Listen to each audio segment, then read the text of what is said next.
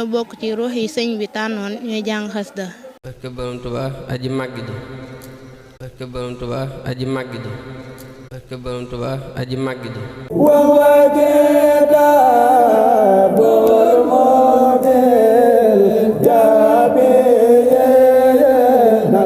waa kay mbokk yi ñi ngi ànd ak yéen ba tey ci soxna daara Saadatu Tulaab di ci ànd ak kenn ci jëwriñ yi muy soxna Maguette Beye di ko laaj nag ñun ñi nga xam ne ñun soxna yi ñoo nekk ci xasida yi liñ ciy dégg ak yi ñu ci wax ak yëpp daal ñu ciy ànd ak soxna Maguette Beye. xaadim barke Maama Samba xaadim rasul wa sallallahu ala sayyidina muhammadin wa sallam si tuhfatul mutadarrihin fi tawazzuli bi asmaa'il mufaddalin. jërëjëf soxna Kumba ci laaj yu am solo yi. xasida yi nekk ci daa yombut lu jafe la waaye dañoo bokk ci ñi sëñ bi tànn dañoo bokk ci ruux yi sëñ bi tànnoon ñuy jàng xasida kon nag du suñ jàmbaar du suñ dara sëñ bi ñu tànn rek xanaa ñu gën a sant sëñ Tuubaa bu baax tey jàng xasida yi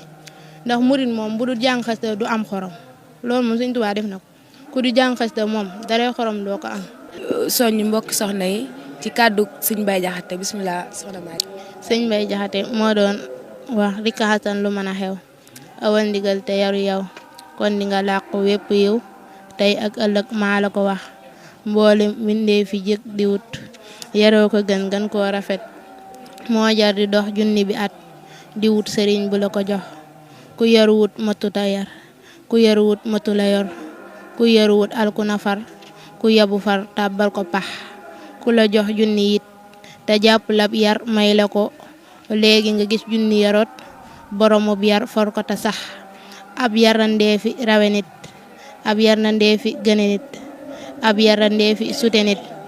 ne du alal ab yar dong jërëjëf soxna Kumba. xasida yi moom noonu la boo ci jàpp rek comme ni ma ko waxee woon sànq dina la defar la xasida gi Mafatihul Bichri gan tawfeex nga ci am. Mafatihul Bichri xasida gi moom daanaka mënu ma see xuuse lu bëri ndax xasida gi damaa defar na sama biir defar sama biti ba xasida gi moom mënu ma see dugg ba xuuse si daanaka su ma koy tudd rek sama xol bi day fees ba jooy rek laay bëgg ndax xasida gi fi ma jëree moo sori jëyee na ma foo xamante nii ni ma ko mën a waxee jëyee na ma si lëndëm indi ma si leer ndax xasida gi aw ma fayam daal Mafatihul Bichri dama koy sant rek moo tax bis bu set bis bu fu ma toog moom laay wane di ko jëfee ndax xasida gi kawe na njott sama jëmm ji ndax mënu ma ko waxtaanee. mu mel ne moom daa munta waxtaan ci xasida gi ndax bu ci duggee rek xolam day fees ndax xasida gi da ko defar ko soxna Jaara bëgg a waxtaan ak moom ci xasida Wakaana Haqqan. salaamaaleykum sama mbokk jullit ñu ngi leen nuyu di leen ziyaar di leen jox seen wàccuwaay bu baax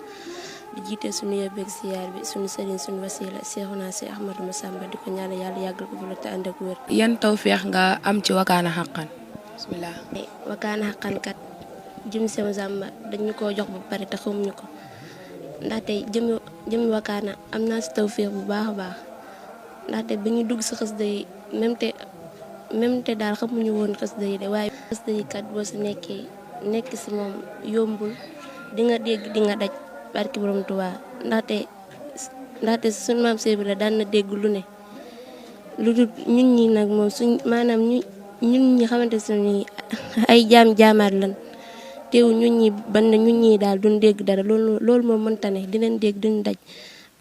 ñi si des moom xam naa dañoo xamul rek moo tax daal ñuy wax waaye ñoo ngi ñaan Sëñ Tuubaa xamal leen. ak maam Seydi Ibra Fall abori jàllullaahi aji àgg ji